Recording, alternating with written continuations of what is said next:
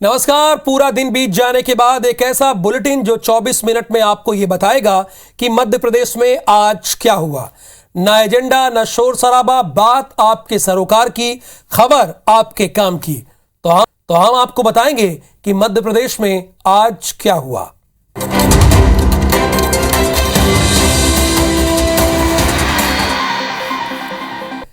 मध्य प्रदेश में 5 नगर निगमों समेत 214 नगरीय निकायों के चुनावी नतीजे घोषित हो गए हैं। 5 नगर निगमों की बात करें तो बड़ा उलटफेर हुआ है। बीजेपी कांग्रेस के खाते में 2-2 सीटें आई हैं, जबकि कटनी में निर्दलीय महिला प्रत्याशी प्रीति सूरी ने चुनाव जीतकर इतिहास रच दिया है। 5 नगर निगमों के नतीजे बीजेपी के लिए सदमा और कांग्रेस के लिए सौगात से कम नहीं रहे। पिछले चुनाव में ये 5 मेयर सीटें बीजेपी के पास थी। रीवा की बात करें तो यहाँ कांग्रेस प्रत्याशी अजय मिश्रा ने 24 साल बाद पार्टी का सूखा खत्म करते हुए बीजेपी के प्रबोध व्यास को 9000 वोटों से हराया। मुरैना में कांग्रेस की मेयर प्रत्याशी शारदा सोलंकी ने 12874 वोटों से जीत दर्ज करते हुए बीजेपी की मीना जाटव को हरा दिया। वहीं रतलाम में दूसरी बार नगर निगम चुनाव हुए हैं। पहली बार बीजेपी ने मेयर बनाया था, अब दूसरी बार भी बीजेपी के मेयर प्रत्याशी प्रहलाद पटेल ने 8591 वोटों से जीत दर्ज करते हुए कांग्रेस के मयंक जाट को हराया। देवास में बीजेपी उम्मीदवार गीता अग्रवाल ने 45,884 वोटों से रिकॉर्ड जीत हासिल की। बीजेपी प्रदेशाध्यक्ष वीडी शर्मा के संसदीय क्षेत्र कटनी के नतीजे हैरान करने वाले रहे। बीजेपी कांग्रेस को खारिज कर जनता ने बीजेपी की बागी और निर्दलीय प्रत्याशी प्रीति सूरी को जिताया। प्रीति सूरी ने बीजेपी की ज्योति दीक्षित को 5000 से ज्यादा वोटों से हरा दिया। तो मध्य प्रदेश में निकाय चुनाव को सत्ता का सेमीफाइनल माना जा रहा है। यही एक वजह है कि इन चुनावों में कांग्रेस को मिली 5 नगर निगम सीटों ने बूस्टर का काम किया है। दूसरे चरण में कांग्रेस के हाथ 2 नगर निगम आई, वहीं नगर पालिका और नगर परिषदों में भारतीय जनता पार्टी का ही डंका बजा। दोनों ही खेमों में जश्न का माहौल है।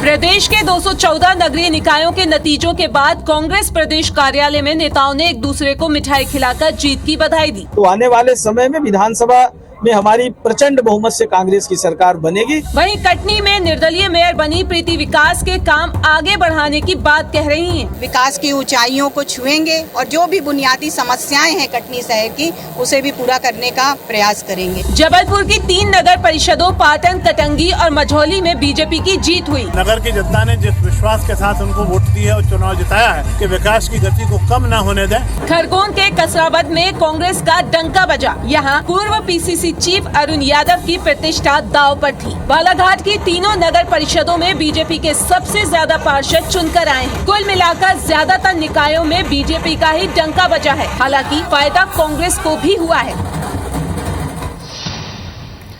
मध्य प्रदेश में नगरीय निकाय चुनाव में नगर पालिका और नगर परिषद में मिली बम्पर जीत से बीजेपी बहुत उत्साहित है। बीजेपी प्रदेश कार्यालय में दूसरे चरण के नतीजों के बाद जमकर जश्न मनाया गया।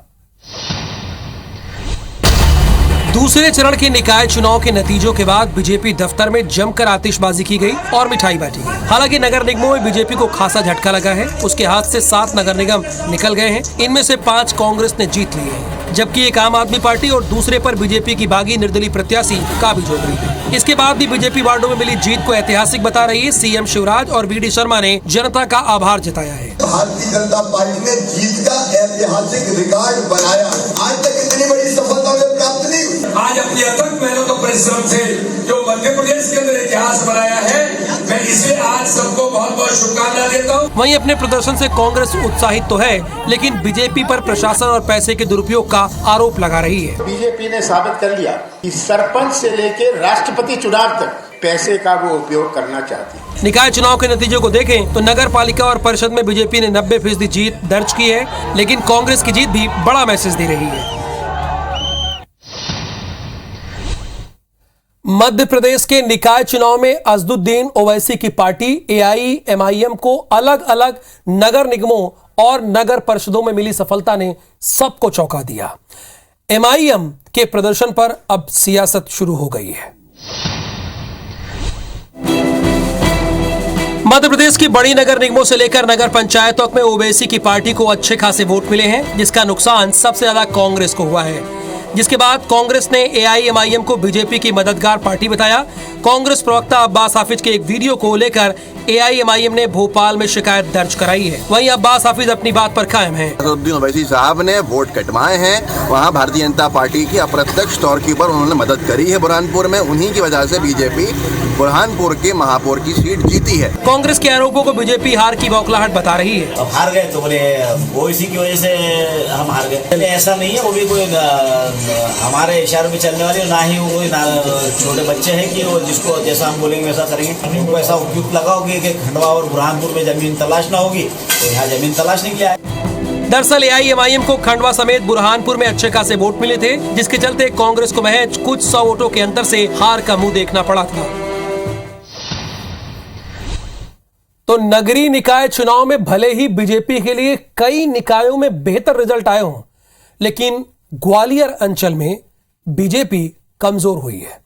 करीब 57 साल बाद ग्वालियर नगर निगम बीजेपी गंवा चुकी है। तो वहीं नरेंद्र सिंह तोमर के गृह क्षेत्र मुरैना में भी 24 साल बाद कांग्रेस ने वापसी की है। ग्वालियर के बाद मुरैना नगर निगम पर भी कांग्रेस का कब्जा हो गया है। जानकार चंबल इलाके में बीजेपी के कमजोर होने के पीछे सिंधिया के बीजेपी में आने के बाद मचे अंदरूनी घमासान को मान रहे हैं। वहीं कांग्रेस नतीजों से उत्साहित है। कांग्रेस पार्टी के पक्ष में अपना फैसला दिया है, वह निश्चित रूप से कांग्रेस पार्टी के लिए अत्यंत ऊर्जा का उत्साह का विषय है। नतीजों से पार्टी और उससे ज्यादा सिंधिया को नुकसान पहुंचा है, जिसका मैसेज ये जा रहा है कि सिंधिया का प्रभाव घट रहा है। वहीं बीजेपी हार का ठीकरा आयोग पर फोड़ रही है। 3 जगह बिना पर्ची मिले ढूंढने के लिए तो नहीं निकलेगा, वो लोग परेशान होकर वापस घर लौट गए, उसका हमें नुकसान हुआ है। हमने सीओ जिला पंचायत को और ADM को इसकी जांच दी है, जांच रिपोर्ट आ जाएगी, हम अध्ययन करेंगे। नतीजों के बाद सिंधिया और नरेंद्र सिंह तोमर की गुटबाजी और कुप्रबंधन पर सवाल भी खड़े हो रहे हैं। वहीं सिंधिया के बिना कांग्रेस कुछ भी नहीं काम तक भी कांग्रेस तोड़ चुकी है। तो नगरीय निकाय चुनाव के बाद अब पदों के आवंटन को लेकर एक अनार 100 बीमार की कहावत सच साबित हो रही है। भोपाल के हालात ऐसे हैं कि यहां नगर निगम अध्यक्ष, नेता प्रतिपक्ष और MIC को लेकर राजनीतिक दलों के पसीने छूट रहे हैं।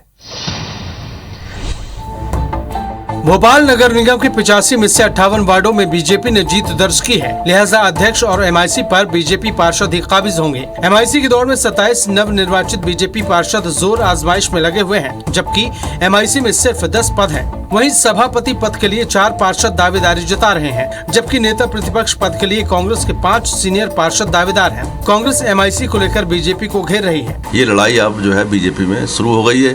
इसके लिए कोई अपनी पत्नी का नाम आय कर रहा है, कोई अपने चहेते का नाम आय कर रहा है। अब देखना है कि किस प्रकार से MIC गठन होता है। उधर बीजेपी के नव निर्वाचित पार्षद संगठन के फैसले के हिसाब से जिम्मेदारी तय होने की बात कह रहे हैं। जीत करके हमारे बहुत सारे पार्षद आए हैं, तो वो योग्यता तो रखते हैं सभी पार्षद अपनी जगह, लेकिन संगठन जो निर्णय देगा वो हमारे लिए सर्वोपरि है। बीजेपी में MIC के लिए मंत्री से लेकर विधायक तक अपने खेमे की लॉबिंग में लग गए हैं। तो वहीं कांग्रेस में भी नेता प्रतिपक्ष को लेकर दिग्विजय सिंह और कमलनाथ समेत दूसरे सीनियर नेताओं से बातचीत की जा रही है। यानी एक पद पर कई दावेदार हैं। आगे बढ़ेंगे। भोपाल के प्रधानमंत्री आवास योजना के आवास आवंटन के दौरान हंगामा हो गया।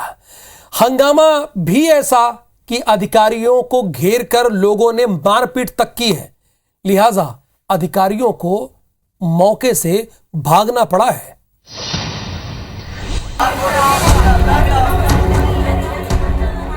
तस्वीरें भोपाल के श्यामनगर की हैं। हंगामा कर रहे लोग वो हैं जिन्हें PM आवास योजना का फायदा नहीं मिला है।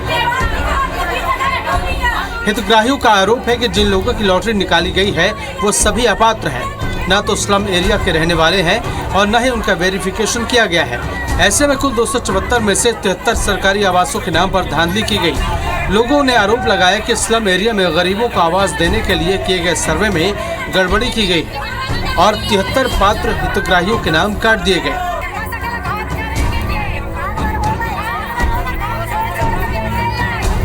जबकि इन्होंने पहले ही नगर निगम को पहली किस्त चुकाई थी। हाथों में कागजों के साथ अधिकारियों से जवाब मांगा तो विवाद की नौबत बनी और फिर हंगामा भी हुआ। हंगामे को देखते हुए नगर निगम प्रशासन ने मामले में जांच के आदेश भी जारी कर दिए हैं। तो भोपाल में असली अधिकारी मैदान छोड़कर भाग रहे हैं और ग्वालियर में फर्जी अधिकारी रुतबा गांठ रहे हैं। दरअसल ग्वालियर पुलिस के हाथ एक फर्जी आईपीएस लगा है जो खुद को दिल्ली में स्पेशल ब्रांच में पदस्थ बताकर यानी अपनी तैनाती बताकर पड़ोसियों पर रौब झाड़ता था। करीब 6 महीने से वो लोगों को झांसा दे रहा था। आखिर में उसकी पोल पट्टी खोली गई।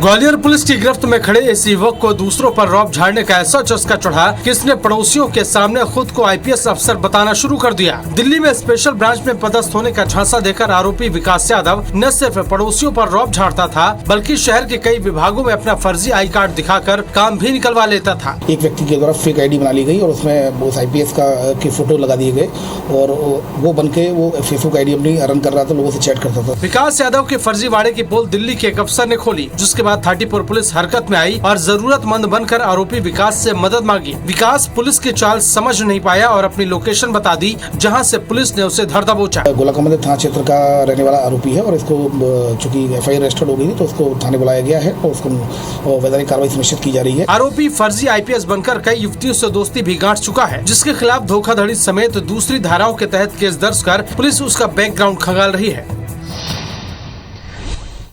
तो पश्चिमी मध्य प्रदेश के ऊपर बने साइक्लोनिक सर्कुलेशन और दक्षिणी झारखंड के ऊपर बने सर्कुलेशन का असर एमपी के मौसम पर साफ देखने को मिल रहा है, जिसके चलते उत्तरी, पूर्वी और पश्चिमी जिलों में भारी बारिश की संभावना है।